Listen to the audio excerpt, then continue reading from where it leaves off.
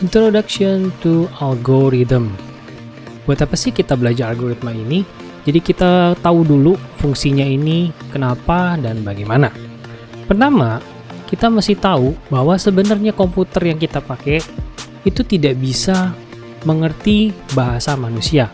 Ketika dia mau menjalankan suatu program, anggaplah buka internet, memainkan musik, media player, dan sejenisnya, sebenarnya yang dilakukan oleh komputer itu adalah melakukan perintah message dengan angka binary, yaitu 1 dan 0, 11000101, yang mungkin kalau diterjemahkan, kalau kita mengirimkan angka 001101, itu maksudnya adalah buka internet, buka browser, buka media player.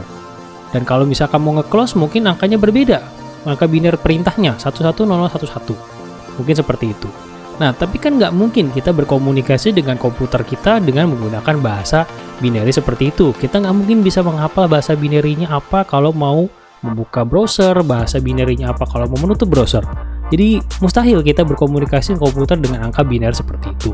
Makanya diciptakanlah bahasa pemrograman, di mana bahasa ini sebagai mediasi antara kita berkomunikasi antara si komputer dengan kita. Banyak sekali bahasa pemrograman seperti Java, C++, C#, dan lain sebagainya. Oleh karena itulah kita memerlukan mengerti bahasa pemrograman agar bisa menjalankan perintah kepada komputer kita. Di sini adalah contoh melakukan compiling. Compiling sebenarnya adalah proses mentranslate dari bahasa pemrograman. Contoh yang ada di sini adalah bahasa pemrograman menggunakan bahasa C, di mana sebenarnya itu adalah perintah bahasa untuk bisa membuat kita mencetak tulisan hello pada layar. Printf hello, seperti itu saja. Dan itu ada include, segala macam, itu mungkin akan kita bahas lebih lanjut nantinya kalau sudah masuk ke dalam coding. Intinya, area yang sebelah sini adalah bahasa yang mungkin masih bisa kita mengerti. Lebih mudah kita mengerti ketimbang bahasa 101 biner yang sebelah sini.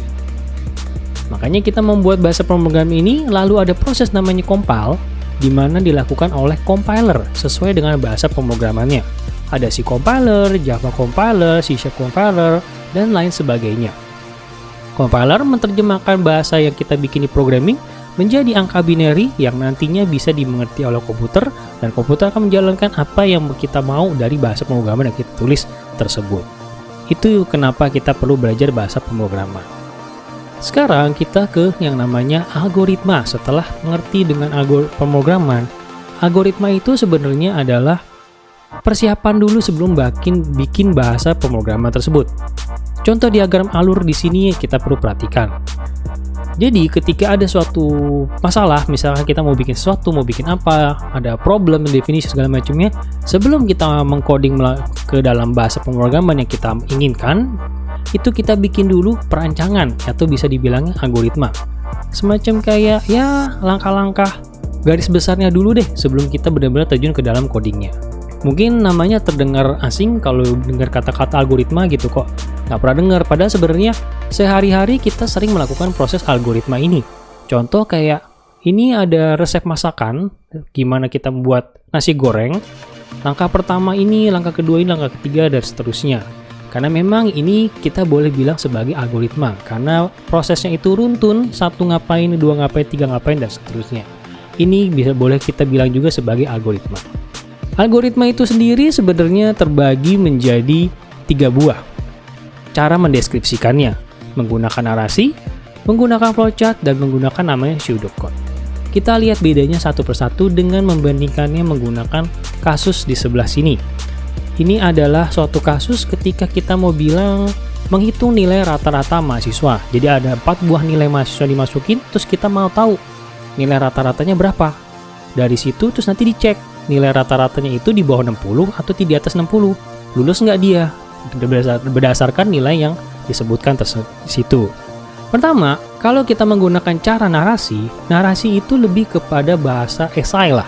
Bahasa penjelasan yang lebih bertele-tele sebenarnya. Jadi kalau kalian lihat hasilnya tuh dari kasus tadi adalah ini.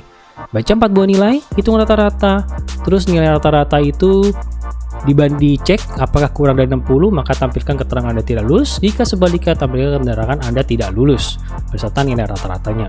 Nah, ini mungkin terdengar simple, emang sih lebih gampang, lebih sederhana, lebih enak dimengerti mungkin ya.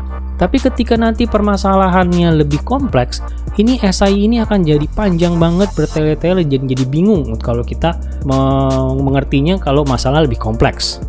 Makanya yang biasa digunakan itu adalah flowchart ataupun pseudocode. Kita ke flowchart kali ini. Flowchart, seperti namanya adalah semacam diagram dan kalian mesti mengerti dulu ada bentuk-bentuk apa dalam diagram tersebut. Di sini ada namanya awal dan akhir, proses perhitungan, input-output. Jadi bentuk-bentuk ini adalah menandakan proses yang disebutkan tersebut. Di sini ada namanya contoh tadi. Jadi kalau contoh tadi itu hasilnya adalah ini, start. Seperti tadi kita bilang, yang bentuknya kayak kapsul ini adalah awal atau akhir, jadi dimulai start. Dan yang bentuknya jejar genjang ini dia itu adalah input. Karena sama kayak tadi ya, read, baca. Jadi kita mencoba membaca nilai masukan dari user. User memasukkan nilai N1, N2, N3, N4. 4 buah nilai. Lalu ada cara menyebutkan keterangan, semacam kayak ya keterangan sih buat lebih menjelaskan, menggunakan tanda kotak dengan garis putus-putus seperti ini. Ada alurnya ke bawah, seterusnya demikian. Terus di sini adalah perintah kotak ini adalah dia proses atau perhitungan, karena memang ada perhitungan di sini, yaitu menjumlahkan nilai-nilai tersebut dibagi 4 sehingga keluar nilai rata-ratanya yang disimpan ke dalam suatu perumpamaan NR, atau boleh kita bilang nanti seterusnya variabel. NR adalah nilai rata-rata. Kemudian nantinya akan masuk ke dalam permisalan.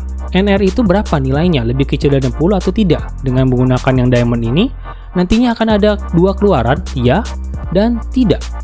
Kalau iya, nanti dia akan keluarkan write. Jadi ditulis, Anda tidak lulus, nilai Anda berapa. Sementara kalau tidak, artinya nilainya lebih kecil dari 60, berarti enggak ya, berarti mungkin nilai yang lebih besar. Jadinya dibilangnya Anda lulus, nilai Anda adalah sekian. Begitu seterusnya sampai dia programnya stop. Nantinya kita akan belajar dengan diagram bentuk-bentuk lain yang kita akan lebih dalam. Ini kan kita belum pakai ya, sederhana dulu. Jadi contohnya sederhana dulu, masih kepake cuma input-output, proses perhitungan, dan juga keputusan kondisi. Nantinya yang kayak struktur pengulangan, lalu ada sub-algoritma, itu nanti akan lebih dalam lagi nantinya.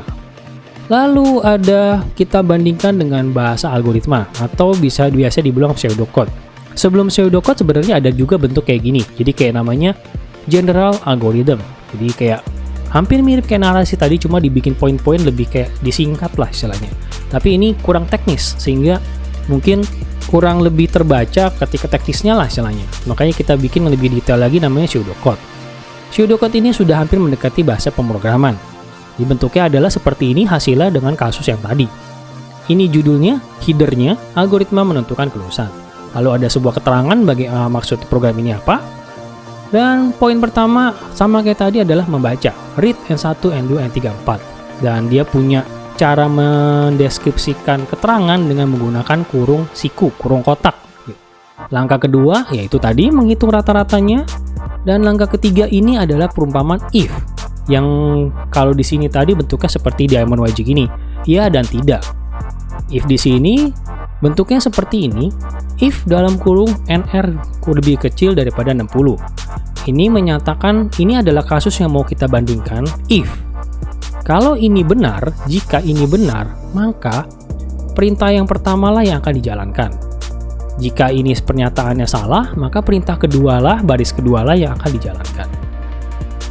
Ini menyatakan bahwa kalau nilainya lebih kecil dari 60, berarti benar. Misalkan nilainya NR-nya itu 50, berarti akan muncul masuk ke dalam pernyataan di bawahnya. Right, Anda tidak lulus. Nilai Anda adalah sekian. Dan sebaliknya kalau nilainya 70, artinya pernyataan NR itu kan 70. Lebih kecil daripada 60 tentunya salah, dia kan lebih besar. Makanya pernyataan salah keluarnya ke sini. Right, Anda lulus, nilai Anda NR.